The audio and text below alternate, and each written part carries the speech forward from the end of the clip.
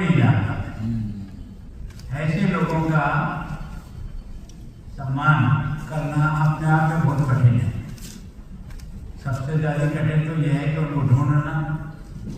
Well known आदमी को तो सब लोग जानते हैं, लेकिन जिसको सामान्यतः लोगों की निगाह में नहीं आया, उनको ढूंढना और उनका सम्मान करना वास्तव में श्री गुरु जी का बहुत बड़ा योगदान है कि उनकी जो सोच है कि समाज में ऐसे कई लोग हैं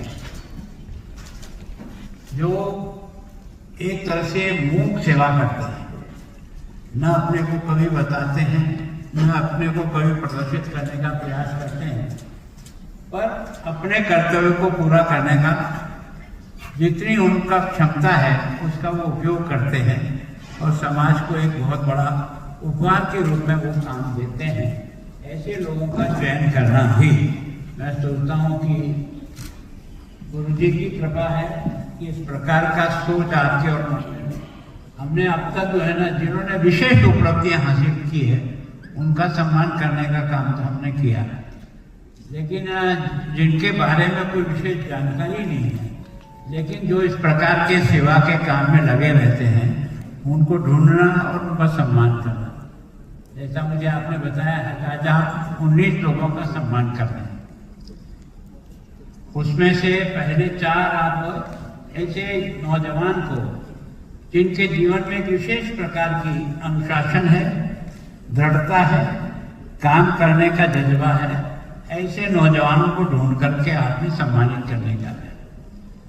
उसके बाद 6 ऐसे जो खेल की दृष्टि से अपने आप में बहुत ही मेहनत करके उन्होंने आगे बढ़ाया, ऐसे लोगों को ढूंढना और सम्मान देना।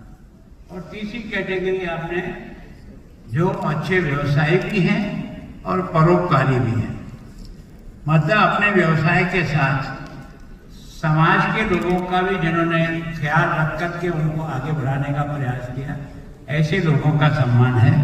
तो सबसे पहले तो मैं आयोजकों का बहुत बहुत धन्यवाद करता हूं कि उन्होंने इस प्रकार के कार्यक्रम को आगे बढ़ाने का प्रयास किया। श्री उमेश दाई जी, नामित पार्षद पूर्व अध्यक्ष, Shri Rajan Mittal ji, apex member Art of Living, doctor Ajay ji, miss Manju ji, राज्य शिक्षक समन्वय, श्री सुशील गुप्ता जी और श्री राजेश जिंदल जी, और यहाँ जो आप विराजे हुए हैं वो सभी एक तरह से समाज के वरिष्ठ और श्रेष्ठ लोग यहाँ उपस्थित हैं और जिनका सम्मान हुआ है उनको मेरी तरफ से, चंडीगढ़ की जनता की तरफ से, पंजाब की जनता की तरफ से आप सबका बहुत बहुत अभिनंदन, बहुत बहुत स्वागत। मैं सोचता हूँ कि श्री रविशंकर जी का जन्म से लेकर जो प्रतिभाएं थी उसके कारण से उन्होंने अपने जीवन में एक रास्ता चुना और उस रास्ते के आगे बढ़े। मैं सोचता हूँ कि 4 साल की उम्र में गीता पढ़ना और गीता को समझना सामान्यतः 4 साल के बच्चे की क्षमता से बाहर होता है, पर जिसको कोई प्रभु विशेष एक तरह से प्रतिभा देकर के भेजता है, वो हमारे यहाँ के पूज के जो पैर हैं वो पालने में देखने लग जाते हैं। अच्छा, उसके बचपन में ही उसकी एक्टिविटी से समझ में आता है कि ये कोई विशेष प्रकार का व्यक्तित्व है। और उसके बाद उन्होंने इस ध्यान और साधना की ओर अपने आप को लगाया। वैसे तो हम लोग प्रयोग नहीं करते हैं, पर वैसे सामान्यतः मौन रहना भी अपने आप की शक्ति को बढ़ाने में बहुत मददगार होता है।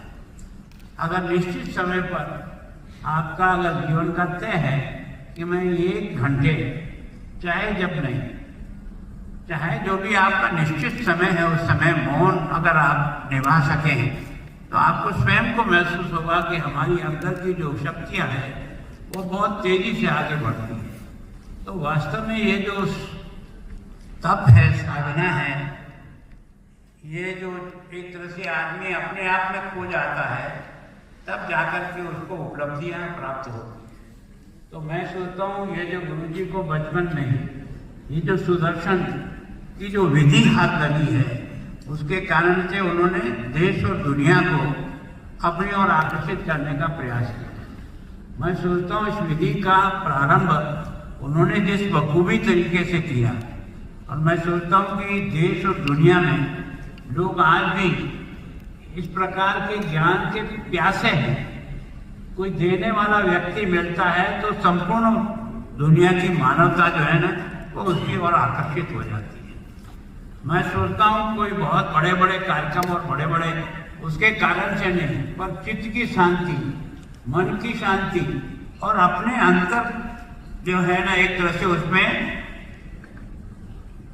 डूबने का जो तरीका होता है, उसके कारण से भारत पहले भी इसीलिए जाना जाता था और आज भी इसीलिए जाना जाता है।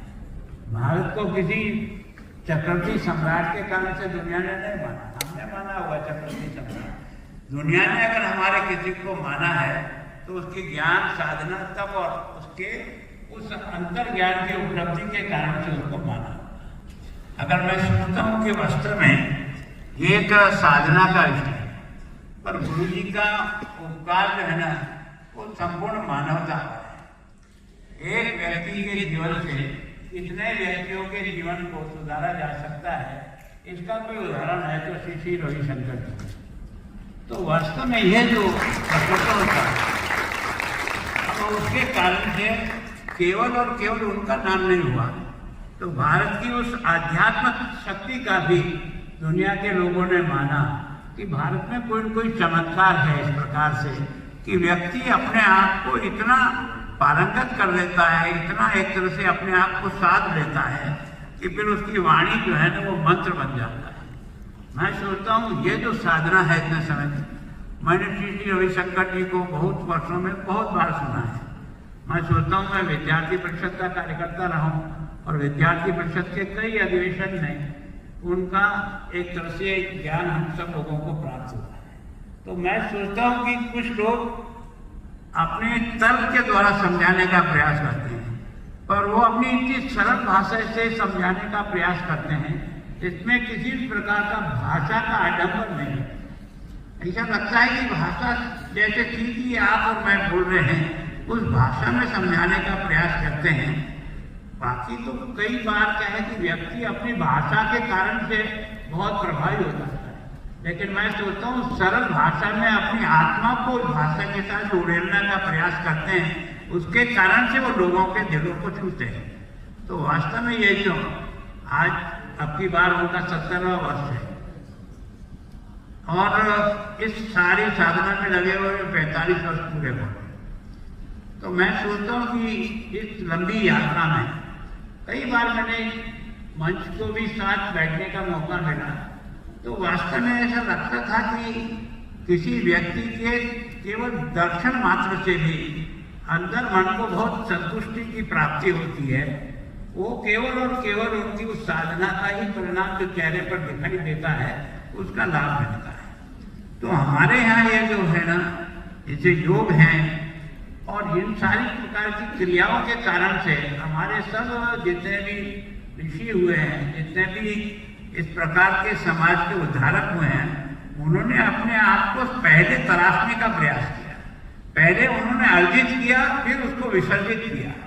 तो व्यक्ति जब अर्जित करता है फिर विसर्जित करता है तो उसका सही ढंग से जाता है। मैं सोचता हूँ आज जिनको हमने पुरस्कृत किया है, उन्होंने भी यही काम किया। मतलब सेवा जो है ना, कोई ऐसा नहीं कि बहुत बड़ा काम करो तो वो सेवा होता है। प्यासे को पानी पिला देना भी एक सेवा है। अपने पड़ोसी के बच्चे को पीड़ा हो रही है, उसको ले जाकर अस्पताल दिखाकर वापस छोड़ देना, ये भी बहुत बड़ी सेवा है। एक चलते हुए आदमी को जिसके पैर ठीक तरह से थम नहीं रहे हैं, बुढ़ापे के कारण से वो नहीं है, उसकी लकड़ी का सहारा बन करके भी उसको घर तक पहुंचा दिया, ये सेवा है। तो मैं सोचता हूँ सेवा का जो मापदंड है वो कोई बहुत बड़ा और छोटा नहीं होता है। जिस भावना के साथ किया जाता है वो उसका महत्व है, और ये हम सब लोगों के रग रग में है। केवल और केवल उसको जगाना पड़ता है।